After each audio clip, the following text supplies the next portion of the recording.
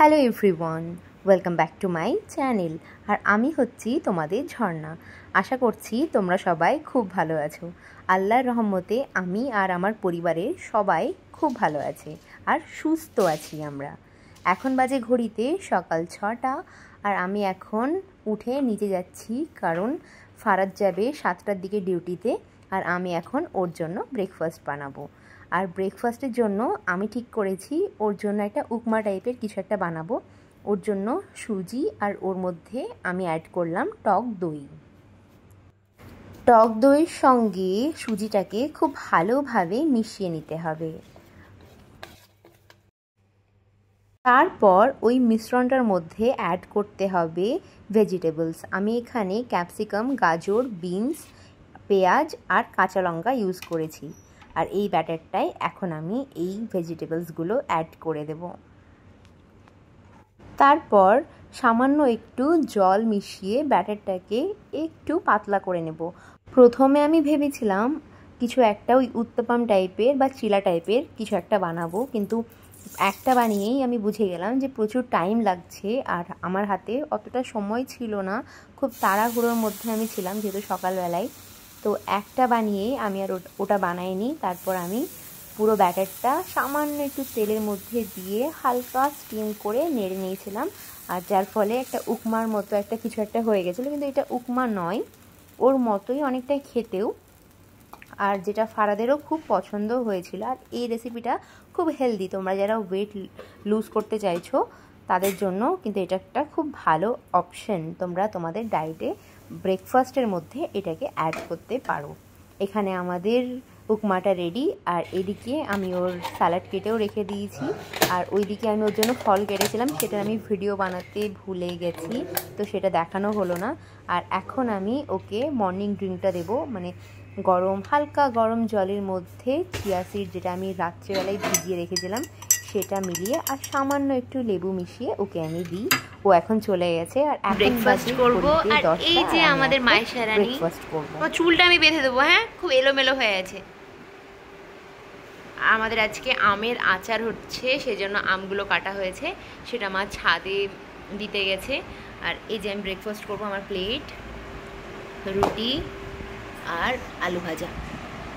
এই আলু ভাজাটা আমি বানিয়েছি আর রুটিটা মা বানিয়েছে, আমি জাস্ট আটাটা সেনে দিয়েছি। তোমাকে খাইয়ে দেবো আর আমি খাবো। হ্যাঁ,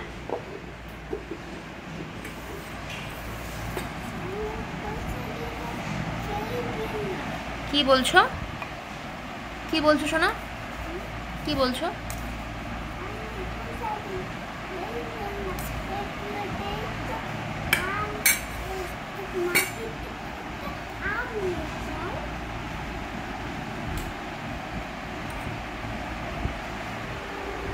না,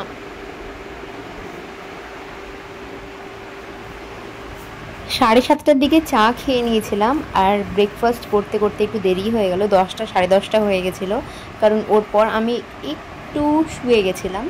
আর ঘুম থেকে উঠে তারপর ব্রেকফাস্ট করে আমি আর মাইশা খেলাম লিচু, আর লিচু খেয়েই চলে গেলাম রান্নাঘরে লাঞ্চের প্রিপারেশন করতে। তুমি আমার কাজটা করে দেবে? ঠিক আছে, করে দিও। আজকে মাইশা আমাদের বড়ি রান্না হবে। বড়ি রান্নাঘরটা, এই যে মা আম সেদ্ধ করেছে আচারের জন্য, তাই গ্যাসটার এই অবস্থা, সব ক্লিন করব। মাইশার হেয়ার স্টাইলটা কেমন লাগছে? কেমন লাগছে তোমার? কেমন লাগলো হেয়ার স্টাইলটা?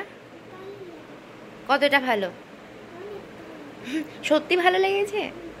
দেখি এবার।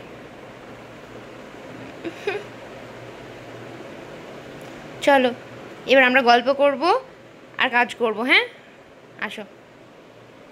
তোমাদেরকে একটা জিনিস দেখাই, সেটা হলো আমার এই বালিশের নিচে লোহার রডটা। কয়েকদিন থেকে আমি না এত ভয় পাচ্ছি, খুবই ভয় পাচ্ছি। প্রত্যেক দিন রাত্রেবেলায় দুয়া পরে ঘুমাচ্ছি, তাও ভোরের দিকে কি হচ্ছে, আমার গাটা না ভারী হয়ে যাচ্ছে, আর শুধু মনে হচ্ছে আশেপাশে কেউ আছে, আমি এরম একটা কিছু একটা ফিল করছি। তো মা ওর জন্য ওই লোহার রডটা রেখেছে, তোমরা বলবে যে এটা কুসংস্কার, তো যাই হোক, কিন্তু ওটা কাজ করেছে। তারপর থেকে ওই জিনিসটা আমার আর মনে হয়নি। তো এখন আমি একটা নতুন চাদর পাতবো, তো সেটাই আমি বের করেছি। আর এই দিকে মাইশাকে দেখো। মাইশা, এগুলো তুমি সাজিয়েছো এত সুন্দর করে? আমি এইদিকে এই চাদরগুলো বের করছিলাম, আর ওই ফাঁকে ও কি সুন্দর, আমি তাকাচ্ছি তো দেখছি ও এত সুন্দর করে জায়গাটা সাজিয়েছে। লক্ষ্মী মেয়ে, একবারে লক্ষ্মী।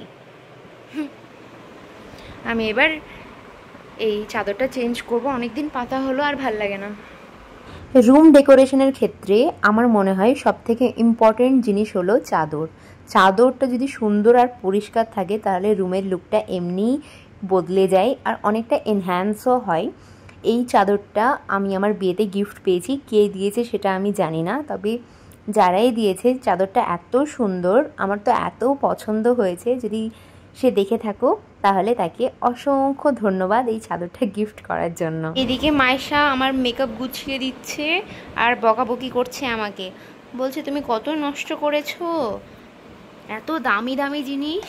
ও ভাবছে এই যে এই লিপস্টিকগুলো মুখটা, এটার মুখটা এটা শেষ হয়ে গেছে আর আমি এইভাবে ইউজ করেছি, মুখ নেই। ও ভাবছে মনে হয় আমি ভেঙেছি, কিন্তু না, এটা শেষ হয়ে গেছে। শেষের ওগুলো তো আর বেরোবে না, তাই আমি কিছু একটা পেন্টিং দিয়ে লিপস্টিকটা বের করে এখনও কখনো কখনো ইউজ করি, তাই ফেলিনি। সাজিয়ে দাও। হ্যাঁ, আমার উপরের প্রায় সব গোছাগুছি কাজগুলো হয়ে গেছে। এখানটা আমি ভালোভাবে গুছিয়ে নিয়েছি। আর এই দেখো আমার চাদরটা কেমন লাগছে সেটা কমেন্ট করে জানিও যদি তোমাদের ভালো লাগে থাকে তাহলে। আর এখানে মাইশা আমার মেকআপটা গুছিয়ে দিয়েছে।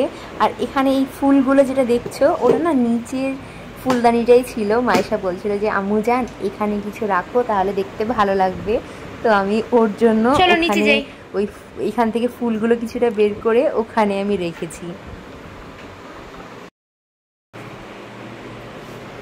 আবার এলোমেলো, এই গুছালাম আবার এলোমেলো, আর ভাল লাগে না,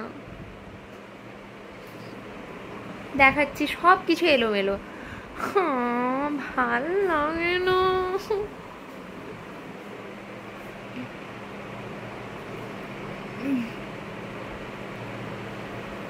চলো গুছিয়ে আবার ন্যাকামো করতে করতে না চেঞ্জ করে দেখা করব। ওকে, টাটা। দুপুরে আর ভ্লগ করা হয়নি, তারপর খাওয়া দাওয়া করে আমি একটু ঘুমিয়ে গেছিলাম। আর ঘুম থেকে উঠতে বেজে গেল 5:30, আর এখন বাজছে ঘড়িতে 6টা। আমি সব কিছু আবারও গুছিয়ে নিয়েছি। আমার এটাই হয় জানো তো, এতবার গোছাই কিন্তু আমার এত জিনিসের দরকার হয় আবার এলোমেলো করে ফেলি, তো আমাকে 2-3বার রুমটাকে গোছাতেই হয়। আর রুমটা যদি গোছানো না থাকে তাহলেও ভালো লাগে না। এখন আমি নিচে যাব, কারণ এখন চা বা কিছু একটা খেতে হবে। আর একবার ঘরে এলাম, এত গরম এই ঝুটকিটা করার জন্য। ঝুটকি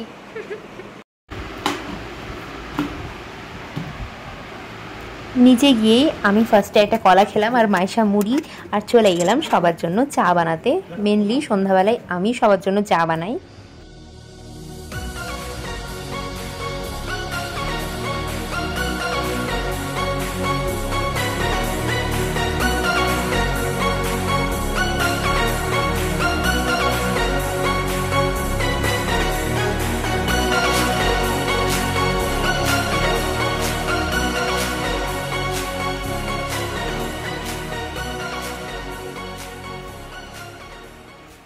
এখন আমি রান্নাঘরে চলে এসেছি, সুজির একটা আইটেম বানাবো, সুজির বরফি বানাবো।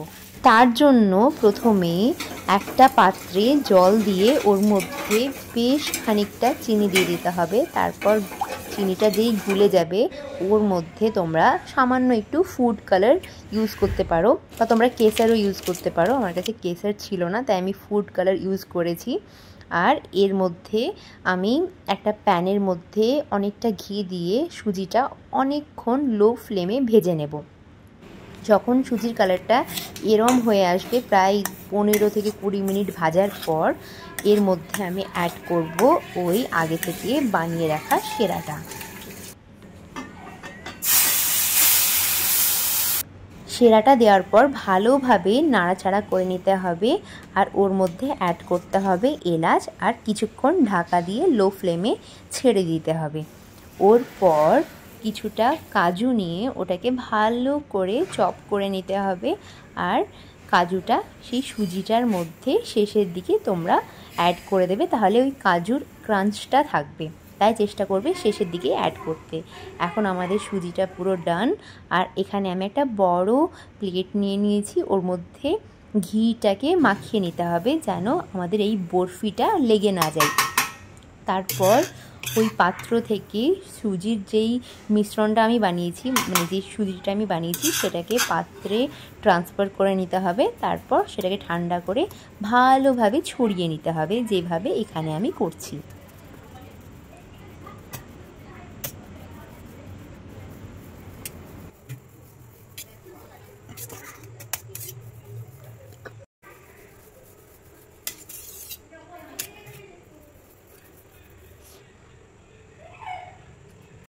তারপর আবারও ওপর থেকে কিছুটা চপড কাজু বাদাম আমরা অ্যাড করে দেব।